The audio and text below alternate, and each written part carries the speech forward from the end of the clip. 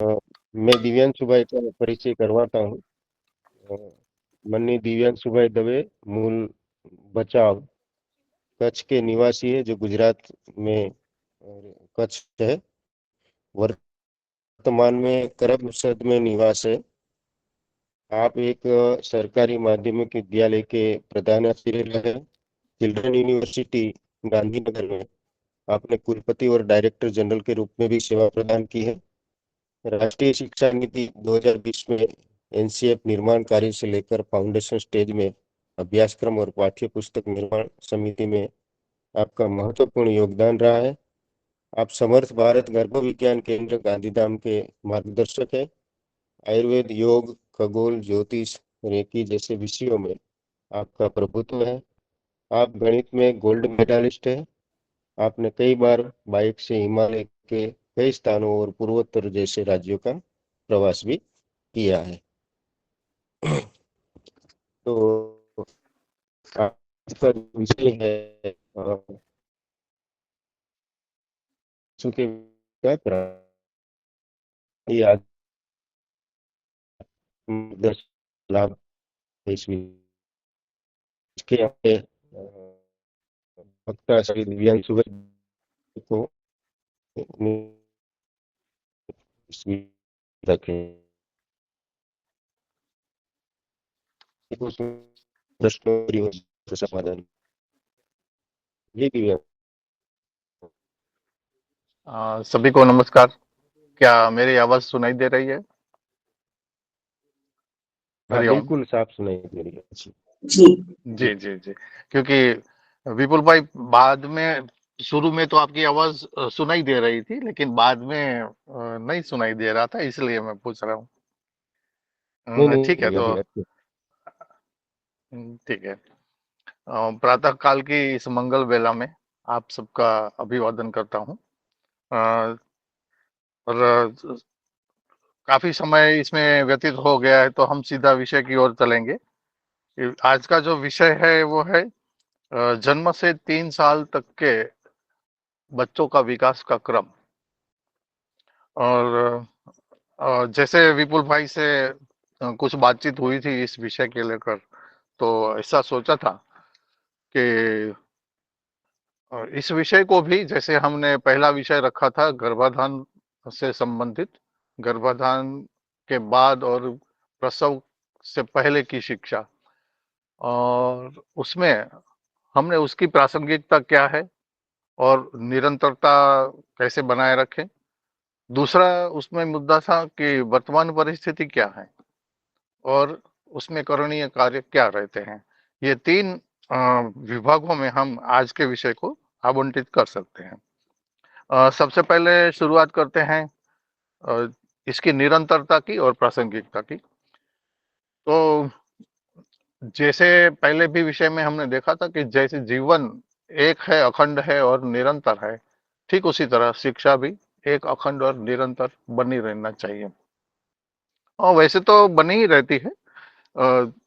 व्यक्ति आजीवन सीखता रहता है, इतना ही नहीं, मृत्यु के उपरांत भी सीखना बंद नहीं होता, ऐसा हमारे शास्त्रों ने कहा है। और जन्म से पहले भी शिक्षा रहती है, जन्म से बाद में भी, निरंतर मृत्यु पर्यंत हम सीखते रहते हैं, और उसके बाद मृत्यु के बाद भी सीखना निरंतर जारी रहता है। ऐसा इसका निरंतरता का क्रम बना रहता है, क्योंकि ये जो चेतना है वो हमेशा आसपास की चीजों को और विचारों को, भावनाओं को निरंतर ग्रहण करती रहती है। ये उसका स्वभाव है, इसमें कुछ नया नहीं है। जैसे दिया जब जलाया जाता है तो दिए के प्रकाश में बहुत सारी चीजें दिखाई देती है। इसमें चीजों का महत्व नहीं होता, महत्व होता है प्रकाश का। ठीक उसी तरह जो हमारी चेतना है वो भी एक प्रकाश के स्रोत के रूप में है। और उस स्रोत का जितना शक्तिशाली होना महत्वपूर्ण है, उतना चीजों का शक्तिशाली होना महत्वपूर्ण नहीं है। तो अ, इसी मुद्दे को हम अपना टैगलाइन बना सकते हैं जब हम अ, जन्म से 3 साल के बच्चों तक की शिक्षा को देखते हैं। सबसे पहले बात करते हैं जन्म की। तो आजकल क्या चल रहा है, वहां से शुरू करें। तो आजकल ज्यादातर प्रसूतियां मैटरनिटी होम में या हॉस्पिटल्स में हो रही हैं, या फिर कभी कभी तो इतनी कृत्रिम अवस्था आ जाती है कि बहुत सारे बच्चे आजकल ऑपरेशन से या सर्जरी से जन्म लेते हैं। शस्त्रक्रिया करना अनिवार्य हो जाता है, ऐसी स्थिति में जन्म लेते हैं। तो जैसे लगता है कि ये जन्म से जुड़ी जो भी प्रक्रियाएं हैं, वो एक तरीके से मेडिकल साइंस के दायरे में आ गई हैं। आजकल कोई ये मानने को भी तैयार नहीं है कि जन्म या प्रसव बच्चे का एक इतना सुखदायक और इतना सरल उसका प्रोसेस है। बच्चे बहुत सरलता से ही जन्म लेने चाहिए, लेकिन ऐसा हो नहीं पा रहा है। ये सबसे बड़ी दुविधा है। दूसरा ये कि एक ऐसे ऑपरेशन थिएटर में या लेबर रूम भी कुछ कुछ इसी तरह के होते जा रहे हैं। तो लेबर रूम में बच्चे पैदा होते हैं, और हम ये मानते हैं कि बच्चा तो अभी बिल्कुल नासमझ है, छोटा है, ऐसा नहीं है। इसके ऊपर बहुत सारे प्रयोग भी हुए हैं कि बच्चा अपने जन्म की हर एक अवस्था को पहचानता है। जब वो बच्चा पैदा हुआ, इस दुनिया में आया, तब से लेकर के उसके चित्त में उसके संस्कार बने हुए हैं। और अगर उसको डीप स्लीप में या फिर हिप्नोटाइज्ड स्लीप में लिया जाए, तो उससे बातचीत की जाए, तो पता भी चलता है कि ये जो बच्चा है वो अपने जन्म की पूरी परिस्थिति को जानता समझता है। ऐसे में हम उसको बिल्कुल अज्ञान या फिर अज्ञ नहीं मान सकते, बिल्कुल चेतना विहीन ऐसा भी नहीं मान सकते। तो ये जो पूरा माहौल होता है लेबोरेटरी, अरे लेबर रूम का या फिर ऑपरेशन थिएटर का, उसका उसके ऊपर बड़ा ही प्रभाव होता है। ऐसा बाद में भी ऐसे बहुत सारे अध्ययन हुए हैं कि बच्चे के जन्म के समय जो परिस्थितियां थी, जो सिचुएशन थे, आसपास की जो विधाएं थी, उसका बच्चे के चित्त के ऊपर क्या प्रभाव होता है। मतलब ये पूरी कृत्रिम परिस्थिति में बच्चा जन्म लेता है। और आज दोनों तरह की परिस्थितियां देखी जाती हैं। जैसे बहुत सारे ग्रामीण इलाकों में बच्चे बहुत आसानी से जन्म लेते हैं। माता खेतों में काम कर रही होती है और बच्चा पैदा हो जाता है। बच्चे को थोड़ा साफ सुफ करके, उसको थोड़ा थोड़ा सुरक्षित करके वो फिर से काम में लग जाती है। आज भी ऐसी घटनाएं हो रही हैं, ऐसा नहीं है कि नहीं है। लेकिन समाज का जो ओरिएंटेशन है, ज्यादातर बहुमत जो है वो हॉस्पिटलाइज्ड बर्थ के ऊपर ज्यादा है। इसी के कारण ऐसा एक चित्र बना हुआ है कि ये जो जन्म की प्रक्रियाएं हैं वो एक मेडिकल साइंस के दायरे में आती है। हालांकि है वो बिल्कुल नेचुरल, प्राकृतिक होना है। और वहां से दूसरी प्रक्रिया शुरू होती है बच्चे को सुरक्षित रखने के लिए टीकाकरण की। वो तो बहुत ही नेचुरल है, स्वाभाविक है कि बच्चा अगर योनि मार्ग से जन्म लेता, बिना विदाउट सिजेरियन सेक्शन, वो बच्चा सीधा प्राकृतिक रूप से ही पैदा होता, तो 90% से ज्यादा इम्यूनिटी खुद ही लेकर के पैदा होता। लेकिन एक तरफ तो बच्चा योनि मार्ग से पैदा नहीं होता, और दूसरा वो असुरक्षित महसूस करते हैं। आसपास का वातावरण भी ऐसा है, खान पान में भी किसी को इतना ज्यादा, मतलब वैज्ञानिक ढंग से माँ बाप को या परिवार को भी मालूम नहीं है। तो इसके कारण टीकाकरण बहुत ही होता रहता है। टीकाकरण वो दूसरी कृत्रिम अवस्था है जिसके माध्यम से हम लोग ये मानते हैं कि इम्यूनाइजेशन होता है। वास्तव में वैक्सीनेशन और इम्यूनाइजेशन दोनों अलग चीज है। इम्यूनाइजेशन कुदरती होता है, प्राकृतिक होता है। और उस प्राकृतिक इम्यूनाइजेशन को या रोग प्रतिकारक क्षमताओं को कभी कभार ये जो वैक्सीनेशन है वो हानिकारक भी होता है। जैसे एक प्रकार के वायरस का या बैक्टीरिया का वैक्सीनेशन किया जाए, तो उसके कारण दूसरे प्रकार के रोगों की संभावनाएं बढ़ जाती हैं। ऐसा भी अध्ययन हुआ है, ऐसा भी रिसर्च हुआ है। तो दूसरा तबक्का जब आता है जन्म के उपरांत का, तो ये वैक्सीनेशन वाला आता है।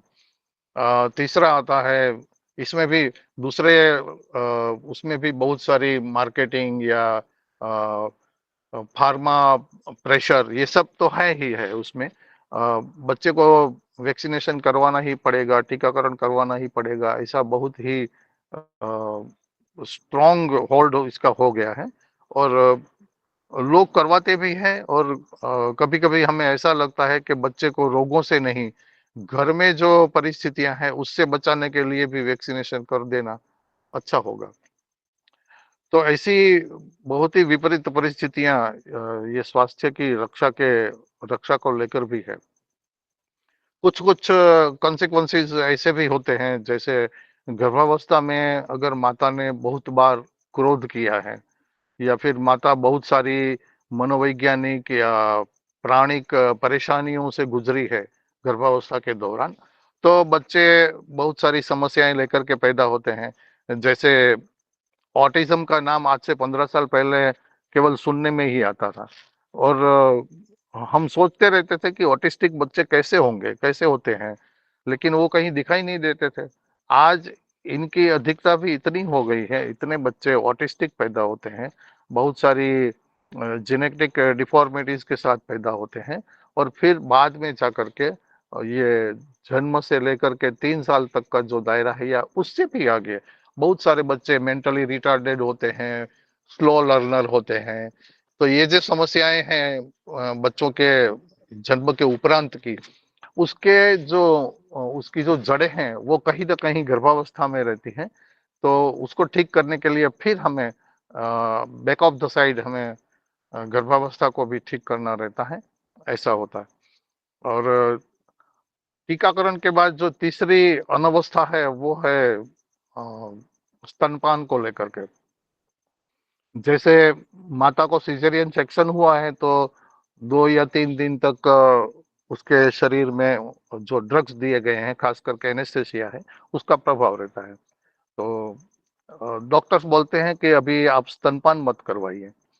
तो पैदा होते ही बच्चे को माता का स्तन्य नहीं मिलता, जो सबसे ज्यादा इम्यूनिटी पैदा करने वाली चीज है, वही उसको अवेलेबल नहीं होती, और बच्चे को कृत्रिम दूध के ऊपर या कृत्रिम पदार्थों के ऊपर रखा जाता है। तो ये बहुत ही हानिकारक सिद्ध होता है। और अ, माता के स्तन में दूध आता भी नहीं है, क्योंकि माता अभी वो सर्जरी की प्रक्रियाओं में से मानसिक रूप से भी गुजर रही है, शारीरिक पीड़ाएं भी उसको है। तो ऐसी अवस्था में जो स्तन्य है उसके ऊपर माता के उत्साह का और माता के प्रेम का प्रभाव होता है। वो इस हाल में बच्चे को प्रेम कैसे करेगी, वो खुद को भी नहीं संभाल पा रही है। ऐसी स्थिति में स्तन्य का कम होना या फिर नहीं होना बहुत स्वाभाविक हो जाता है, और बच्चे को इस दुनिया में आकर के सबसे पहली जो उसके हक की चीज है वो भी छीन ली जाती है।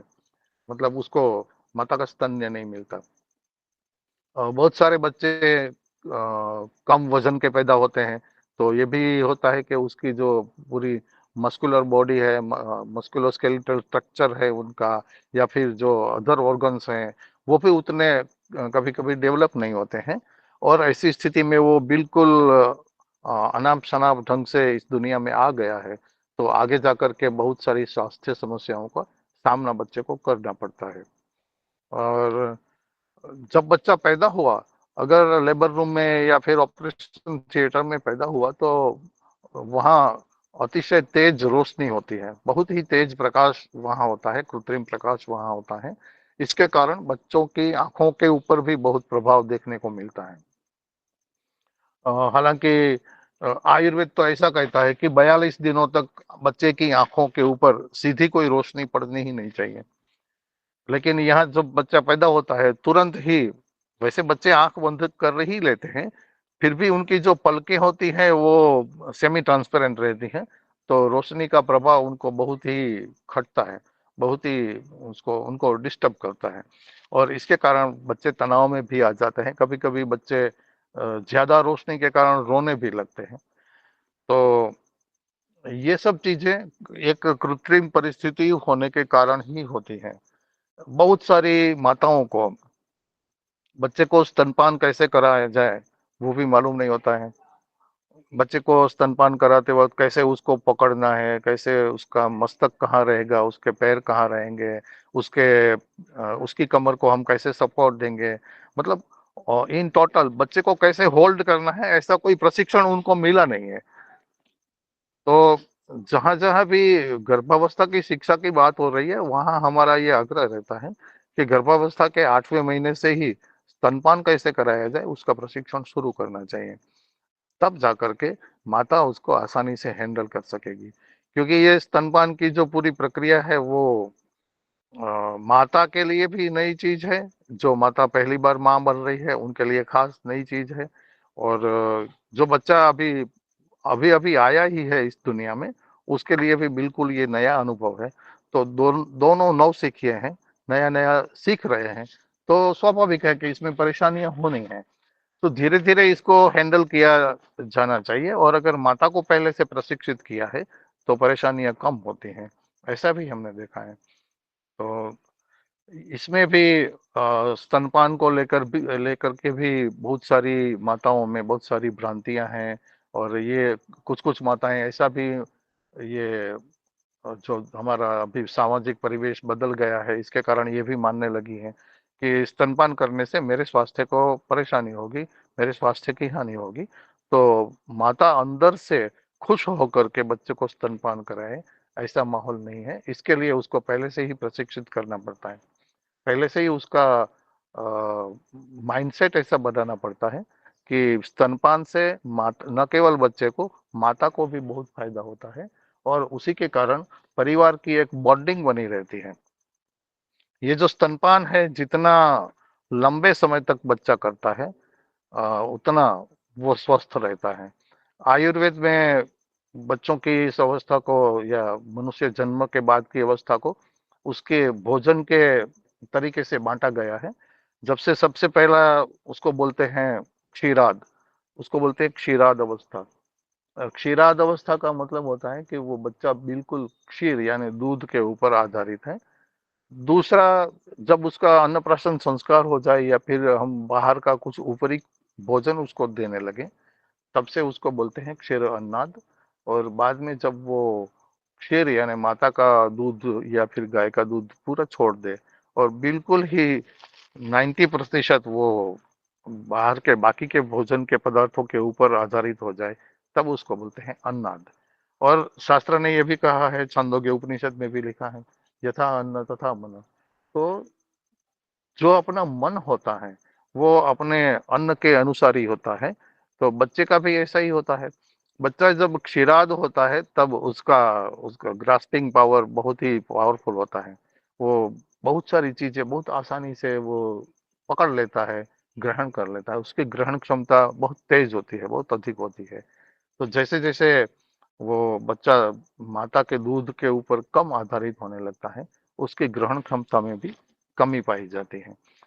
तो माता के दूध का लंबे समय तक मिलना, ये बच्चे के उत्तम स्वास्थ्य के लिए और उत्तम मनोवैज्ञानिक स्टेबिलिटी या फिर इमोशनल स्टेबिलिटी के लिए, और आने वाले समय में विवेक पैदा करने के लिए बहुत ही आवश्यक होता है। बहुत सारे धर्माचार्यों ने, आध्यात्मिक गुरुओं ने ये भी बोला है कि बच्चा जितना ज्यादा समय तक स्तनपान करेगा, आने वाले समय में यानी एडोलेसेंस में वो कम से कम विचलित होगा। यानी उसके ऊपर जिसको हम सेक्सुअल डिस्टॉर्शन बोलते हैं, या फिर जिसको हम समय का प्रभाव बोलते हैं, या फिर जिसको हम ब्रह्मचर्य बोलते हैं, वो असल में वो अच्छे ब्रह्मचर्य की ओर उस बच्चे को ले जा सकेंगे जो बच्चा लंबे समय तक स्तनपान किया है। क्योंकि शास्त्रों ने ये भी बताया है कि कामुकता का एकमात्र फल है वो है वात्सल्य, और वात्सल्य का एकमात्र जरिया है वो है स्तनपान। जो बच्चे को अगर शुरू से मिलता है तो बच्चा यकीनन आगे जा कर के मानसिक रूप से बहुत ही स्थिर हो सकता है। और इसके बाद की जो बहुत ही व्यवधानपूर्ण अवस्था है वो होती है अ, झूले की। बच्चे को कैसे झूले में झूलाया जाए। बहुत सारी माताओं को मैंने ये कहते सुना है कि मैंने तो अपने बच्चों को झूले की आदत ही नहीं डाली। हालांकि उनको पता नहीं है कि बच्चे का वो जन्मसिद्ध अधिकार है झूले के ऊपर। तो कैसा झूला होना चाहिए? साधारणतः आज से कुछ साल पहले तक हॉस्पिटल में जो झूले थे वो बिल्कुल ही फ्लैट थे, जबकि हमारा जो इंडिजीनियस झूला होता है वो बीच में से कर्व्ड होता है, और वो कपड़े का बना हुआ होता है, बिल्कुल सॉफ्ट होता है। और गाँव में तो आज भी उसका प्रचलन है कि माँ के जो पुराने वस्त्र हैं उसके उससे वो बनाया जाए। माँ की अगर साड़ी है तो साड़ी से, या फिर कुछ और कपड़े हैं तो उस कपड़ों से वो झूला बनाया जाए, या फिर कहीं ना कहीं उस कपड़ों का उपयोग किया जाए झूले को बनाने में। वो ऐसा इसलिए करते थे कि बच्चा जब पैदा होता है तब अपनी माँ को वो गंध से पहचानता है, आंखों से नहीं पहचानता, देख करके नहीं पहचानता। सबसे पहले तो अपनी माँ को गंध से पहचानता है, क्योंकि गंध यानी पृथ्वी तत्व वो इसके शरीर का सबसे मूलभूत उसका आयाम है। तो वो गंध से माँ माँ के साथ जुड़ा हुआ है, और गंध से ही अपनी माँ को पहचानता है। इसलिए जब बच्चा उस माँ के वस्त्र की झोली में झूलता है तब वो स्वाभाविक रूप से सुरक्षा महसूस करता है। इसलिए ये इंडिजीनियस झूला होना बहुत आवश्यक है। जबकि आजकल क्या होता है कि जो साधन संपन्न परिवार है वो ऑटोमेटेड या मोटराइज्ड झूला पसंद करते हैं। वो बच्चे के लिए बिल्कुल ही अच्छा नहीं रहता है, और उसको जैसे लगता है कि ये मैं कहाँ आ गया हूँ, ये मेरे साथ क्या हो रहा है। तो बिल्कुल कृत्रिम परिस्थितियां वहां होती हैं। और बहुत सारे झूले, बहुत सारे लोग फ्लैट झूला भी पसंद करते हैं। वो फ्लैट झूला भी बच्चे के लिए अच्छा नहीं है, क्योंकि बच्चे की जो स्पाइनल कॉलम जो है उसका जो कर्वेचर है उसके साथ वो मैच नहीं होता है। इसलिए झूला अगर है तो झूला ऐसा ही इंडिजीनियस झूला चाहिए जिसमें कपड़े का झोला है, और उसमें हम बच्चे को झूला रहे हैं। झूला होना बहुत आवश्यक है, क्योंकि बच्चा उसमें सुरक्षा महसूस करता है, और साथ साथ में उसका उसकी जो गति है, उसका जो स्पंदन है, उसके कारण उसको ऐसा ही फील होता है जैसे अभी भी वो माता के अंदर ही है और माता के साथ ही वो चल रहा है। तो सुरक्षा के कारण से भी झूला बहुत ही इम्पोर्टेंट चीज है। और बाद में जब इसके साथ जुड़ी हुई, वैक्सीनेशन के साथ जुड़ी हुई, और क्या कहते हैं इसको, जात कर्म संस्कार के साथ जुड़ी हुई बहुत सारी ऐसी गतिविधियां हैं जो आजकल देखने को ही नहीं मिल रही हैं। और कुछ कुछ समय पहले घर में ये चर्चा हो रही थी कि जात कर्म संस्कार कब और कैसे किया जाए, इसके ऊपर शास्त्र का क्या मार्गदर्शन है। हालांकि ऐसा है, धर्मशास्त्र ने ऐसा बताया है कि घर में बच्चा पैदा होने के बाद वृद्धि सूतक लागू होता है, और वृद्धि सूतक के 12 या 13 दिन तक हम कोई भी धार्मिक अनुष्ठान नहीं कर सकते। जो उसके गोत्र से संबंधित परिवारजन है वो नहीं कर सकते। ऐसा धर्मशास्त्रों का मानना है, उनका ये कहना है। तो फिर जात कर्म संस्कार कब करें? ऐसे जब हम इसके ऊपर सोच रहे थे और अध्ययन चल रहा था, तब पता चला कि महाराज युधिष्ठिर ने परीक्षित जीत का जो जात कर्म संस्कार किया था वो नाल छेदन के पूर्व किया था। और ऐसा उसमें विधान है कि अगर नाल छेदन जब कर दिया तब से वृद्धि सूतक लागू होता है, और नाल छेदन से पहले अगर संकल्प कर लिया जाए जात कर्म संस्कार का, तब वो सूतक से बाध्य नहीं होता। और लेकिन इतनी सावधानी के साथ, इतनी पूर्व तैयारियों के साथ आजकल करना कितना मुश्किल है। फिर भी आने वाले समय में हमें यही चाहिए होगा कि ये जो परंपराएं थी इसके पीछे का जो साइंस था उसको हम वापस ले आ सके। और जैसे जैसे हम संस्कार, ये जो बच्चे के विकास का क्रम है वो संस्कारों के साथ बहुत ही सटीक रूप से जुड़ा हुआ है। जात कर्म संस्कार से लेकर के फिर निष्क्रमण संस्कार, और जात कर्म और निष्क्रमण संस्कार के बीच में जो गतिविधियां होती हैं वो बहुत ही महत्वपूर्ण है। आजकल क्या होता है कि जैसे ही बच्चा पैदा हुआ तो उसको एंटरटेनमेंट का या फिर एग्जीबिशन का साधन मान लिया जाता है, और बहुत सारी माताएं ऐसी हैं कि वो हॉस्पिटल के बेड में जैसे ही लेबर रूम से बाहर आई वो सीधा वीडियो कॉल लगाने लगती हैं।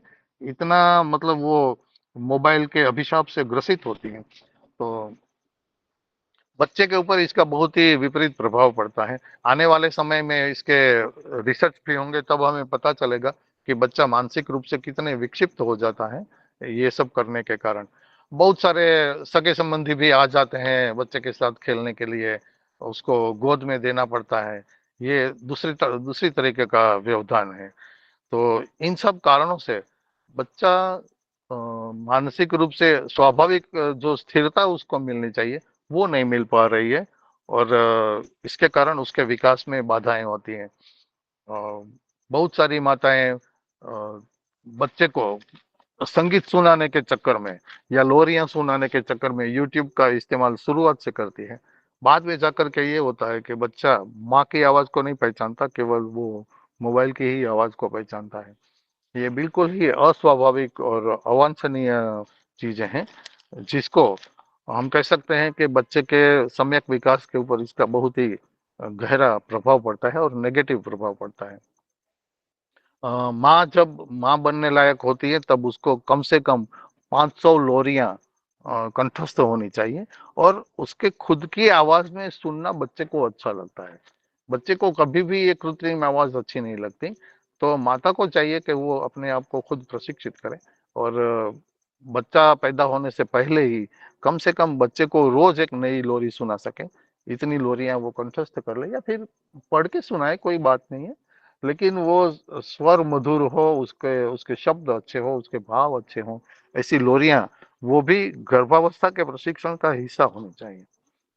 और माता बच्चा जब पैदा हो गया और बाद में माता अगर लोरियां सीखना शुरू करेंगी तो वो कब सुनाएंगी? तो जो स्तनपान है, जो ये जो लोरियां हैं, बच्चे को कैसे होल्ड करना है, बहुत सारी चीजें वो गर्भावस्था के शिक्षा के दौरान ही हमें उनको देना है।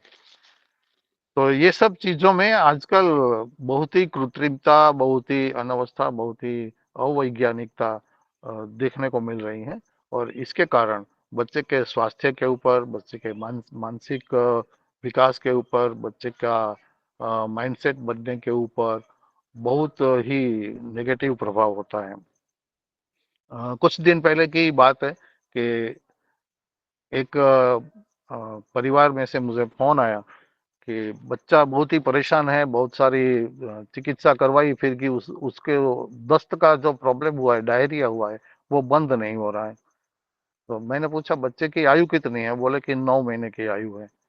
तो जैसे ही पेट से संबंधित कोई भी समस्या है तो उसका सीधा इशारा भोजन की ओर होता है। तो मैंने माँ से पूछा कि बाप से पहले पूछा कि आप इसको बच्चे को भोजन में क्या देते हो? तो उन्होंने बोला कि ये तो मेरे को नहीं मालूम, उसकी माँ को पता होगा। तो माँ से फोन पे बात की, माँ ने बोला कि हम इसको रोटी देते हैं, सब्जी देते हैं। फिर मैंने पूछा कि बच्चे के कितने दांत आ गए हैं? तो वो बोले कि नहीं नहीं, दांत अभी नहीं आए, दांत आना बाकी है अभी। करुणता तो वो थी कि वो महिला एक डॉक्टर थी। कहने का मेरा मतलब ये है कि बच्चे के विकास को लेकर के ये जो पूरा क्षेत्र है बिल्कुल ही अनाप शनाप ढंग से चला जा रहा है, और ऐसी स्थिति में हमें इनको संभाल कर सही दिशा में ले जाने का साहस करने की जरूरत होगी। तो मेरे ख्याल से ये सारी जो परिस्थितियां हैं उससे खास करके बच्चे के आसपास का जो मनोवैज्ञानिक भावावरण है, बच्चे के आसपास के जो लोग हैं, इन सबको प्रशिक्षित होने की जरूरत होती है। क्योंकि अगर बच्चे लोग संबंधी लोग मिलने को आते हैं, रिश्तेदार लोग मिलने को आते हैं, और हम उसको बच्चा गोद में नहीं देते हैं तो उनको बुरा लग जाता है। और वो बोलते हैं कि नहीं, हम कोई छुआछूत में नहीं मानते, हम कोई बीमार थोड़ी है तो आप हमें नहीं दे रहे हो। इनके कारण परिवारों में क्लेश भी होता है। तो एक सामान्य रूप से इस परिस्थिति को कैसे स्वाभाविक और स्वीकृत बनाया जाए उसके बारे में हमें सोचना पड़ेगा। और बहुत सारी परेशानियां बच्चे के वस्त्रों को लेकर भी है। जैसे एक नई नई माता हुई युवती अपने बच्चे को लेकर डॉक्टर के पास गई, तो बच्चे को दस्त हो रहे थे। तो डॉक्टर ने पूछा कि इसको दस्त हो रहे थे तो आप क्या डायपर पहनाती हो या नहीं पहनाती हो? तो कि नहीं नहीं, मैं डायपर अगर नहीं पहनाऊंगी तो मैं सोऊंगी कैसे? तो माँ को अपनी नींद का जितना ख्याल आता है उतना बच्चे के स्वास्थ्य का नहीं आता है। कभी कभी ऐसी विकट परिस्थिति आ जाए तो डायपर ठीक है, लेकिन इसको हम वैसे स्वीकृत ढंग से या फिर स्वाभाविक क्रम का हिस्सा उसको नहीं मान सकते। ये भी हमें समझना चाहिए। और खुद की स्वस्थता के लिए, खुद के आराम के लिए हम बच्चे के स्वास्थ्य के साथ समझौता कभी नहीं कर सकते।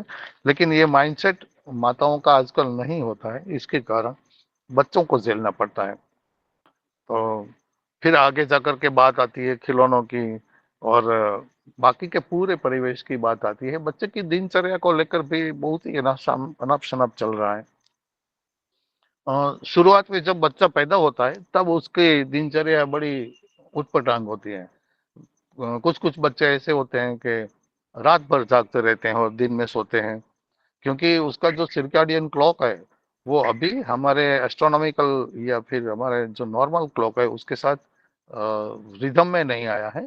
हमारा जो क्लॉक है वो अलग टाइप का है, और बच्चे का जो क्लॉक है उसके अंदर जो बाय डिफॉल्ट है उसके बॉडी में वो अलग टाइप का है। तो धीरे धीरे उस दोनों में सिंक्रोनाइजेशन होना है। लेकिन क्या होता है कि परिवार की भी दिनचर्या में बहुत सारी गड़बड़ियां हैं। इसके कारण बच्चे देर रात तक जागते रहते हैं और सो नहीं पाते हैं। कभी कभी बच्चे सो नहीं पाते हैं, हालांकि नवजात शिशु को 22 घंटे सोना है, लेकिन वो नहीं सो सकता है। और क्योंकि परिवार की पूरी दिनचर्या ही ऐसी है, तो परिवार की दिनचर्या को लेकर भी बहुत कुछ ठीक करने की जरूरत होती है। जैसे जैसे बच्चा बड़ा होता है तो अ, सब लोग बच्चे की शिक्षा के लेकर के बहुत चिंतित होते हैं।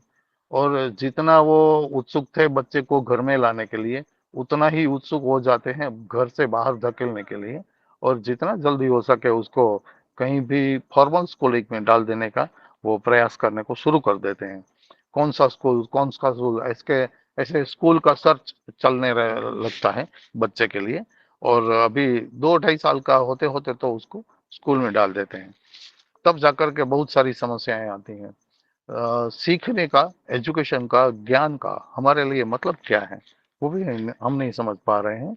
इसके कारण बच्चों को हम नई दुविधाओं में धकेल रहे हैं, जो उनके लिए बिल्कुल ही अस्वाभाविक और दुखदायक होती है।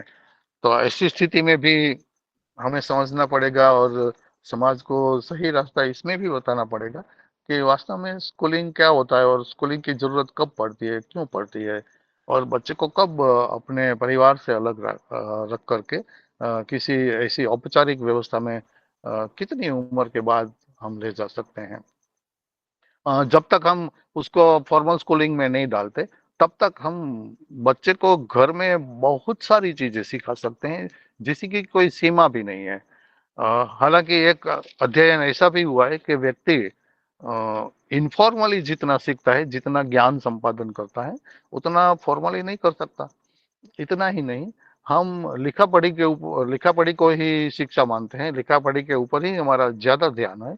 लेकिन मनुष्य का जो पूरा नॉलेज का ट्रेजर है, उसका जो ज्ञान का जो खजाना है, उसमें से 5% से ज्यादा लिखित अवस्था में नहीं है, प्रिंटेड नहीं है वो। 95% तो अनप्रिंटेड है। तो इस प्रकार का जो ज्ञान है उसको अर्जित करने के लिए बच्चे की क्षमता को कैसे बनाए रखा जाए, और ये ज्ञान भी ज्ञान है, इसको ज्ञान का स्टेटस कैसे दिलाया जाए, इसके बारे में भी सोच करके बहुत कुछ करने की आवश्यकता है। वैसे तो वास्तविकता ये है कि बच्चे बहुत ही आनंदित होते होते हैं, होने ही चाहिए, क्योंकि वो आनंद का एक मतलब वो प्रकाश लेकर के ही पैदा होते हैं। लेकिन सबसे ज्यादा दुविधा यही है कि जिसके पास सबसे ज्यादा आनंदित होने की क्षमता है वही बच्चा सबसे ज्यादा दुखी है। और अल्बर्ट आइंस्टाइन ने भी एक बार ऐसा बोला था कि जब तक इस पृथ्वी पर एक भी बच्चा दुखी है हमारी सारी सिद्धियां व्यर्थ हैं। तो जो आनंद का मूल स्रोत है, ऐसे बच्चे को भी हम आनंदित नहीं रख पा रहे हैं, तो गलतियां कहीं हम में ही हैं। वो हमें ढूंढना है और उसको ठीक करना है। और जैसे जैसे परिवार का अगर हम माहौल देखें तो बच्चे की दिनचर्या और परिवार की दिनचर्या का सेटिंग करना, बच्चे को पूरा दिन क्या करवाएंगे, जब भी बच्चा जागता है स्तनपान कितनी बार करवाना, बच्चा जब सुसु पोटी करता है तो उसको कैसे हैंडल करना, आजकल इस बारे में केवल और केवल एक ही सोर्स है ज्ञान का, और वो है गूगल। सब परिवार भी विकेंद्रित हो गए हैं, तो परिवार में कोई बड़ा बुजुर्ग नहीं है जो बता सके, आश्वासन दे सके बच्चे को, जब समस्याएं हो, बीमार हो बच्चा, तब कुछ आश्वासन दे सके, मदद कर सके, ऐसा भी कोई नहीं है। इसके कारण न्यूक्लियर फैमिली में माताओं को, नई नई बनी माताओं को बच्चे को कैसे हैंडल करना वो मालूम नहीं होता, तो हर परिस्थिति को वो बीमारी समझ बैठती है। कुछ कुछ परिस्थितियां ऐसी होती है कि वो बिल्कुल ही स्वाभाविक होती है बच्चे के लिए। जैसे दिन में 5-6 बार दस्त होना या इससे भी ज्यादा, वो स्वाभाविक है। लेकिन उसको ये लगता है कि अरे ये ऐसा क्यों हो रहा है, तो तुरंत वो पीडियाट्रिशियन के पास चली जाएगी, डॉक्टर की मदद लेने के लिए चली जाएगी, या फिर कुछ दवाइयां घर में रखेंगी और उसका प्रयोग भी करने लगेंगी।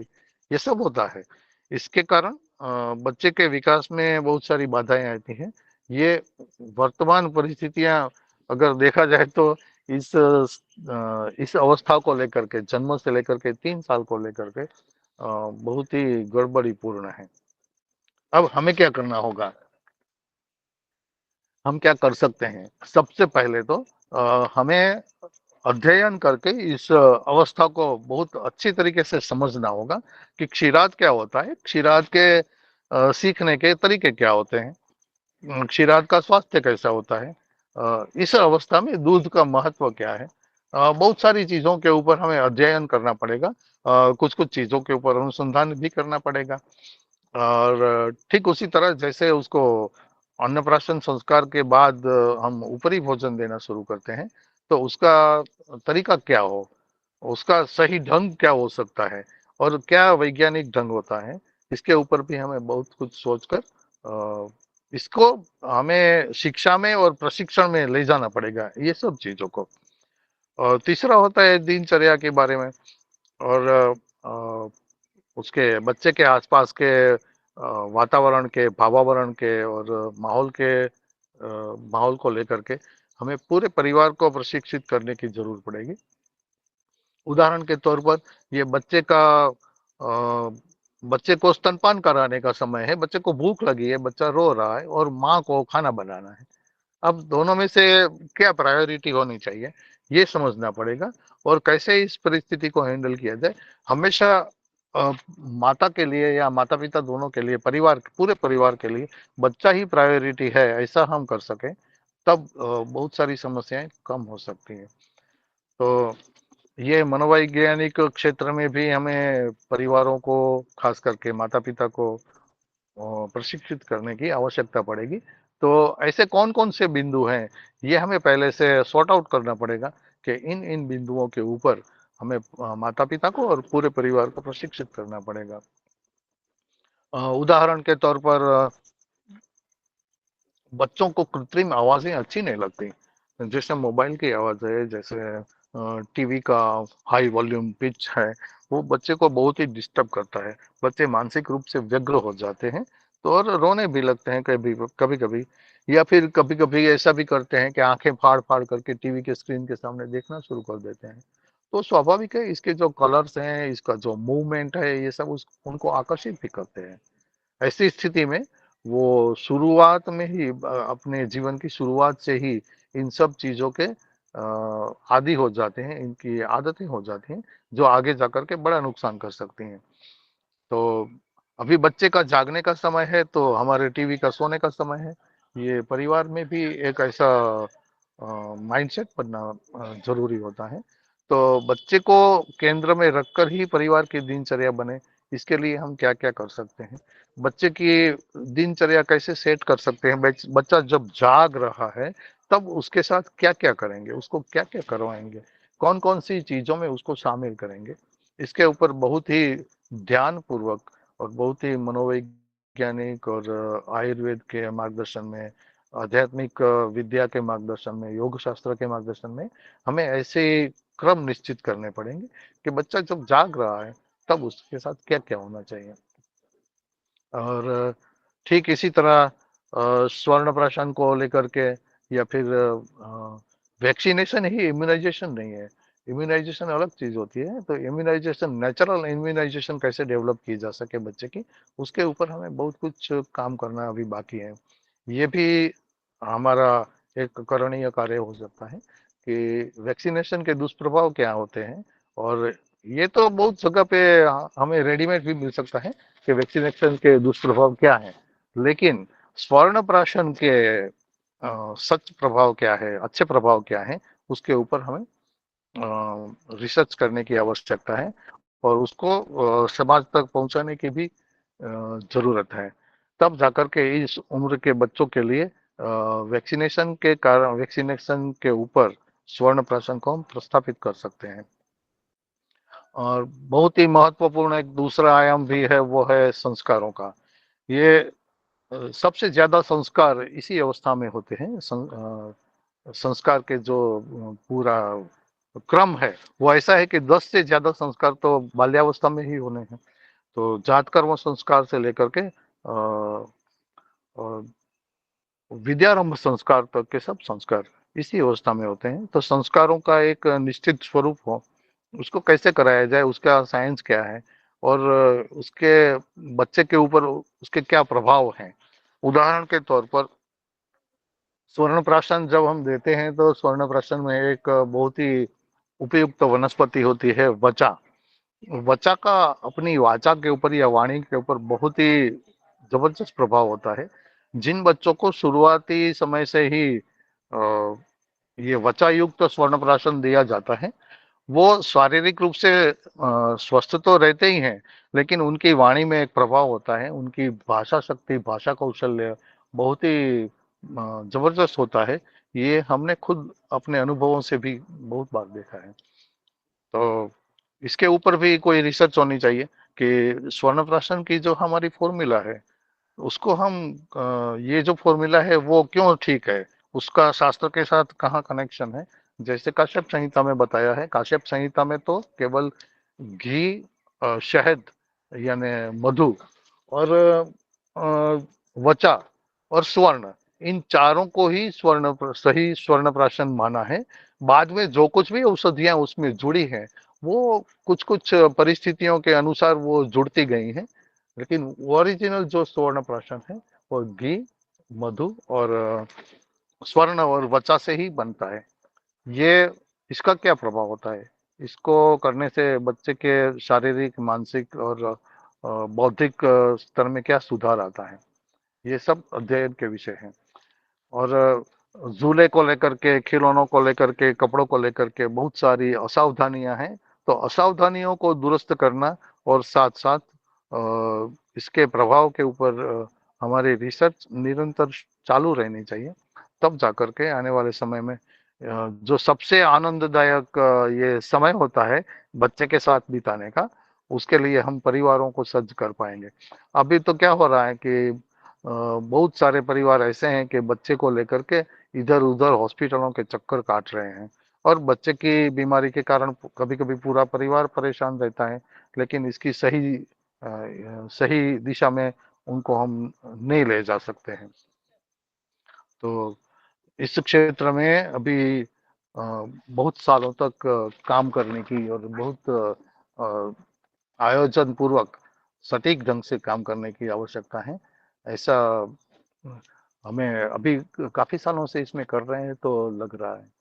और जो भी इसको बच्चे को इस जन्म से लेकर के 1 साल तक और 1 से लेकर के 3 साल तक के बच्चों को जो कुछ भी हमें देना है, वो गीतों के माध्यम से, कहानियों के माध्यम से, चित्रों के माध्यम से, प्रवृत्तियों के माध्यम से, खेलों के माध्यम से, बहुत सारे उसके रास्ते हैं। और ये रास्तों को भी सही ढंग से कैसे हम अप्लाई कर सकते हैं, उसके बारे में भी हमें सोचना पड़ेगा। छोटे बच्चों को कहानियां बहुत ही पसंद होती हैं, और कहानियों में भगवान की कहानियां, देवी देवताओं की कहानियां वो बहुत ही उनको अच्छी लगती है।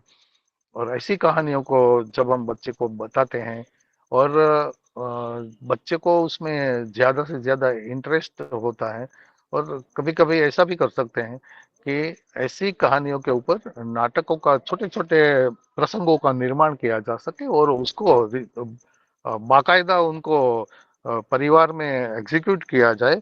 कोई गणेश जी या फिर कोई कार्तिकेय की कहानी है, या फिर श्री राम श्री कृष्ण की बाल्यावस्था की कोई कहानी है, उसको उसका नाट्यकरण करना चाहिए। और परिवार के सदस्यों को खुद खुद एक एक पात्र बन करके बच्चे के साथ वो खेल खेलना चाहिए, ताकि आने वाले समय में वो ये जो उनके संस्कार हैं, भाषा के संस्कार भी हैं, मनोवैज्ञानिक संस्कार भी हैं, और आध्यात्मिक संस्कार भी हैं, वो एकदम प्रबल हों। तो काफी कुछ करने की इसमें आवश्यकता है। ये मेरा जो विषय था वो केवल इसके लिए एक इंडिकेशन हो सकता है, क्योंकि बहुत ही कम समय में हम इन चीजों को कितना एक घंटे में हम समा सकते हैं। फिर भी जितना हो सका मैंने आप सबके सामने रखा है, और आने वाले समय में हम इस देश को सबसे अच्छा बचपन दें। जिस देश का बचपन अच्छा होता है उसी देश की जवानी अच्छी होती है, और जिस देश की जवानी अच्छी होती है उसी देश का सब कुछ अच्छा होता है। ये हम समझ लें तो हमें पता चलेगा कि गर्भावस्था पूर्व से लेकर के 3 साल तक का जो दायरा है कितना महत्वपूर्ण है। जैसा ये दायरे को हम हैंडल करेंगे वैसा ही आने वाला हमारा समय होगा, ऐसा मुझे लगता है। बस यही मैं अपनी बात को समाप्त करता हूँ। अगर कोई सवाल है तो, अगर समय है विपुल भाई, तो हम ले सकते हैं थोड़ी देर के लिए। जी, अ, हमने विषय की आवश्यकता, निरंतरता और वर्तमान स्थिति और इसके लिए करणीय कार्य क्या हो सकते हैं अभी दिव्यांशु भाई से सुना। अभी हमारे पास है 13 मिनट। हमारे प्रश्न और जिज्ञासा है तो हम हैंड रेज करके पूछ सकते हैं। हैंड रेज करेंगे। जी आरती बेन। नमस्ते सभी को। भैया आपने बताया कि सुवर्ण प्राशन में घी और शहद और 2 चीजें बताई जो दी जाती है। क्या हम स्वर्ण प्राशन बाहर से ले, मतलब खरीदें, या फिर अगर हम बनाते हैं तो घी और शहद सम मात्रा में अगर दिया जाए तो वो जहर है, ऐसा भी कहीं सुना है। तो इसका क्या प्रयोजन हो सकता है? जी दीदी, धन्यवाद। आपने बहुत ही सटीक सवाल पूछा है। वास्तव में खरीदना, आप खरीद रहे हैं तो कोई तो बना रहा है, तो वो जो कोई बना रहा है वो आप क्यों नहीं है, ये एक सवाल है। और जैसे जैसे बनाने वाले के ऊपर अगर हमें भरोसा है तो हम ले सकते हैं। लेकिन आपने जो दूसरा आपका सवाल था वो ये था कि घी और शहद अगर समान मात्रा में मिलाया जाए तो वो जहर है। तो जो वैक्सीनेशन दिया जाता है वो भी तो जहर है, वो भी तो कोई इनएक्टिव वायरस या इनएक्टिव बैक्टीरिया का ही दिया जाता है। वास्तव में वो भी जहर ही है, लेकिन जहर की मात्रा कम है। तो पूरे जीवन में हम कभी भी शहद और घी को समान मात्रा में लेते हैं तो वो नुकसान ही करेगा। लेकिन जब पहली बार दिया जाता है तो वो सही काम ही करेगा, क्योंकि कभी कभी ऐसा भी देखने को आया है कि जब बच्चे को स्वर्ण प्राशन देते हैं तो बच्चे को दस्त होने लगते हैं, या फिर बच्चे को वॉमिटिंग होने लगती है। तो ये परिस्थितियों को अंदर से सुधारने के लिए अंदर से सफाई चल रही है, डिटॉक्सिफिकेशन चल रहा है बॉडी का, इसके कारण होता है। तो पहले तबक्के में स्वर्ण प्राशन में जो पहला स्वर्ण प्राशन हम देते हैं उसमें बिल्कुल ही घी और शहद इक्वल मात्रा में ही होना चाहिए। जी भैया। जी और संदीप जी। या तो हम बनाए स्वर्ण प्राशन, या फिर बनाने वालों को अपने बना ले। ये दोनों कर सकते हैं, दोनों जी में से भैया। किसी को भी कर सकते हैं। जी जी संदीप जी धन्यवाद। आप प्रश्न। नमस्ते दिव्यांशु भाई, संदीप बोल रहा हूँ नमस्ते। बाड़मेर से। जी जी दिव्यांशु भाई, जी जी जैसे बोलिए। क्षीरोन्नद अवस्था है, दूध और अन्न दोनों साथ में हमारे को शिशु जिस समय ले रहा है, तो हमें कैसे पता लगता है कि इसको अभी तक दूध पिलाना चाहिए उस शिशु को, माँ का जो दूध है वो कब तक ले? क्योंकि अब तो ऐसा होने लगा है कि दूध छुड़वाने के लिए यत्न करने पड़ते हैं, जबकि बालक की रुचि अपने माँ के दूध में रहती है और वो उस समय अन्न भी ग्रहण नहीं करता है। तो डॉक्टर ने ये सजेस्ट करते हैं कि आप तो बस दूध पिलाना बंद कर दीजिए, वो अपने आप ही खाना चालू कर देगा। तो ये क्या हम्म, स्थिति है? हम्म, ऐसा होता है कि बच्चा जब माँ के दूध के साथ बच्चे का जो संबंध है वो केवल पोषण का यानी न्यूट्रिशन का नहीं है, वो सेटिस्फेक्शन अभी नहीं तो जितने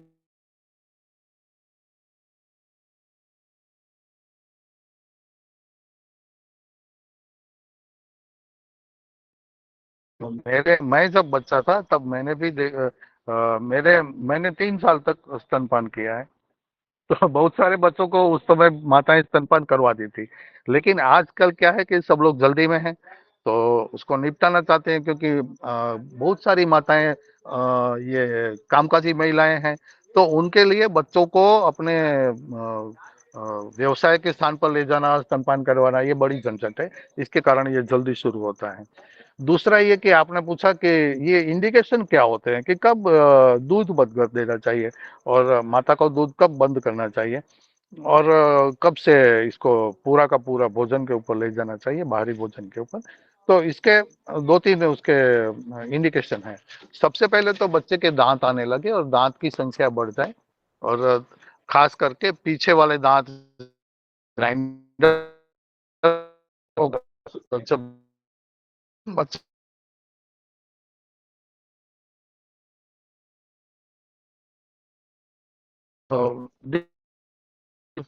जिसको हम स्वाभाविक बोल होती है कि बच्चा स्तनपान छोड़ देता है, हमें छोड़ना नहीं पड़ता क्योंकि छुड़वाना इसलिए पड़ रहा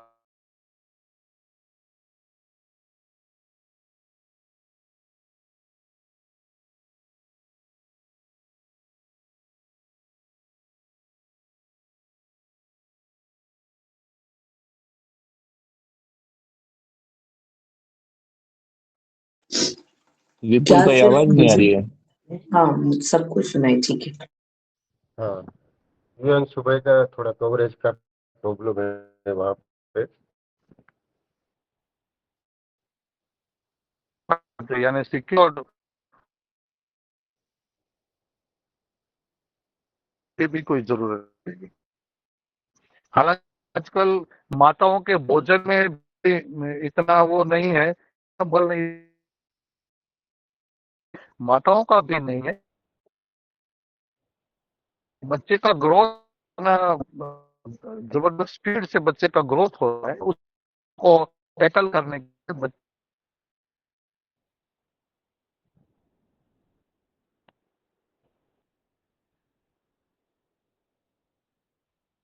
जो कहना है दिव्यांग सुबह वो आवाज उचित रहता नहीं है। आ रही है। नहीं आ रही है आवाज? हाँ, अभी आ रही हेलो, है, एम आई ऑडिबल? परंतु आवाज थोड़ी आई वो हाँ, कट कट नेटवर्क के का। आ रही है। हाँ हाँ, ठीक है। तो हाँ, थोड़ा है इसको हम इसमें। विस्तार से, हाँ, अ, ये अगर मेरा जो स्पष्टीकरण है इसके ऊपर अगर जो पूरा सुनाई नहीं दे रहा है तो हम इसको लिख करके भी कहीं शेयर कर सकते हैं, क्योंकि आवाज का प्रॉब्लम तो लगता है मुझे भी लग रहा है। हाँ हाँ, जी दिव्यांशु ठीक भाई, है। इसको लिख अभी करके या ऐसा कोई इसका लेख है या ऐसा कुछ आपने कुछ लिखा है तो ऐसा संदेश आएगा तो उसे पढ़ करके भी अच्छा लगेगा जी और जी, कुछ बिल्कुल बिल्कुल, वही। हमारे हाँ, वो तो समाधान सब, होगा। हाँ, जी जी, बिल्कुल बिल्कुल। हाँ जी। पूछ सकते हैं अभी।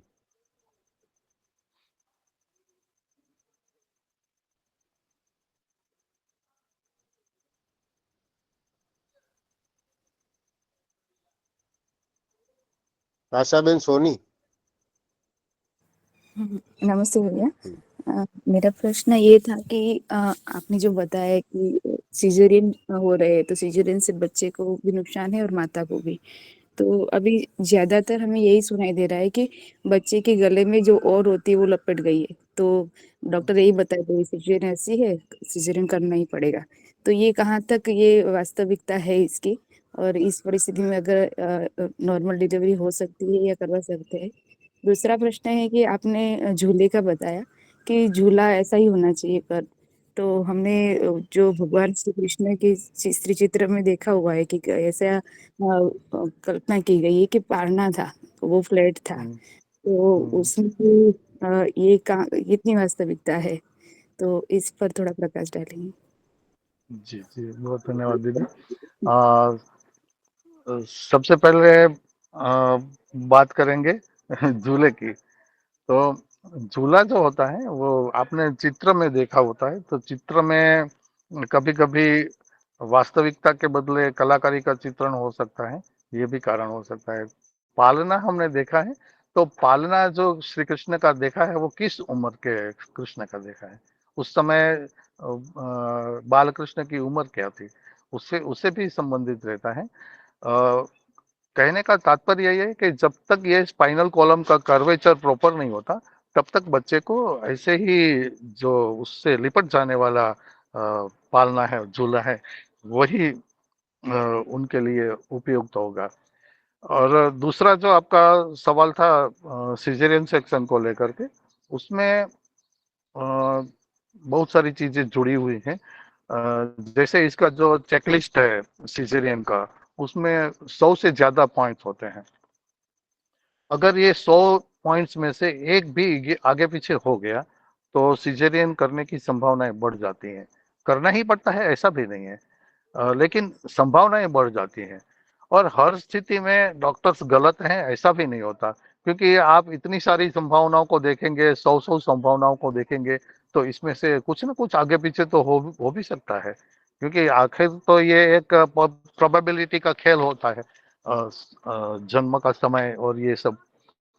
और तनाव भी बहुत होता है, तो इसके कारण ऐसा नहीं है कि केवल माता ही तनाव में होती है, डॉक्टर भी तनाव में होता है, क्योंकि उसको भी कुछ करना है। और उसके करने न करने से उसके विवेक के ऊपर 2-3 जिंदगियां टिकी हुई है, तो इसके कारण वो भी तनाव में तो रहते ही है। इसलिए कभी कभी अपना सेफ साइड सोचने के लिए ये भी कर सकते हैं। और जो आपने खास करके बोला कि जो उसका कॉर्ड है, वो कॉर्ड उसके गले में लिपट गया है, तो ये तो स्वाभाविक होता है, बच्चों के गले में लिपटता है, क्योंकि बच्चा जब माता के गर्भाशय में होता है, तब वो कॉर्ड से तो खेलता रहता है। कभी वो हाथ में लपेट लेता है, कभी वो पैर में लपेट लेता है, कभी गले में लिपट जाती है, ये तो होता ही है। लेकिन ऐसा नहीं है कि, और कभी कभी बच्चे का हेड सेटिंग प्रॉपर नहीं होता, कुछ समय से पहले प्रसव के कुछ समय पहले हेड सेटिंग हो जानी चाहिए, वो नहीं हो रही है। ये सब कारण से सिजेरियन करने का ये रीजनिंग डॉक्टर समय देते हैं। और डॉक्टर हर बार गलत होते हैं ऐसा भी नहीं होता है, क्योंकि जैसे अभी हमारा जो जीवन है इतना अप्राकृतिक और इसके सहज रूप से बहुत ज्यादा डाइवर्टेड हो गया है, तो जिंदगी में कहीं व्यायाम नहीं है, परिश्रम नहीं है, जो गर्भावस्था के दौरान ज्यादा से ज्यादा आराम करने का सुझाव दिया जाता है, ये सब चीजों के कारण माता का जो लोअर एब्डोमिनल मस्कुलर स्ट्रक्चर है वो इतना पावरफुल नहीं होता, तब जाकर के सिजेरियन करने की जरूरत पड़ जाती है। लेकिन कॉर्ड का गले में अटकना और पहले से पता चला है, तो आज भी बहुत सारी ऐसी सिद्ध दाइयां हैं और बहुत सारे ऐसे लोग हैं जो बच्चे की ये माता के पेट के ऊपर मसाज करके इस अवस्था को ठीक कर सकते हैं। और कभी कभी बच्चे को ऑटो सजेशन देकर भी उसको ठीक किया जा सकता है। ऐसा भी बहुत सारे किस्से हमने अनुभव में भी है, कुछ कुछ किस्से और कुछ सुने भी हैं, कि बच्चे को जब सजेशन देते हैं कि देखो तुम्हें ये करना है वो करना है, तो बच्चा वो सुनता है, समझता है और उसके हिसाब से वो करता भी है। और दाइयां हैं वो बहुत सारी प्रशिक्षित, पुराने समय की जो दाइयां हैं उनके पास ये विधा भी है। खास करके गुजरात का जो ट्राइबल बेल्ट है, जिसको हम डांग से दाहोद का बेल्ट बोलते हैं, इतने जो पूरा का पूरा ईस्टर्न गुजरात का जो ट्राइबल बेल्ट है, वहाँ बहुत सारी ऐसी सिद्धोस्त दाइयाँ हैं जो बच्चे को घुमा करके, बच्चे के माँ के पेट के ऊपर मसाज करके, ये जो इसका कॉर्ड है, अम्बिलिकल कॉर्ड, इसको सही स्थान पर ले जा सकते हैं। ऐसा बहुत सारे किस्सों में होता है। तो कुल मिलाकर इसका एक ही इलाज है कि माता को शुरुआती समय से ही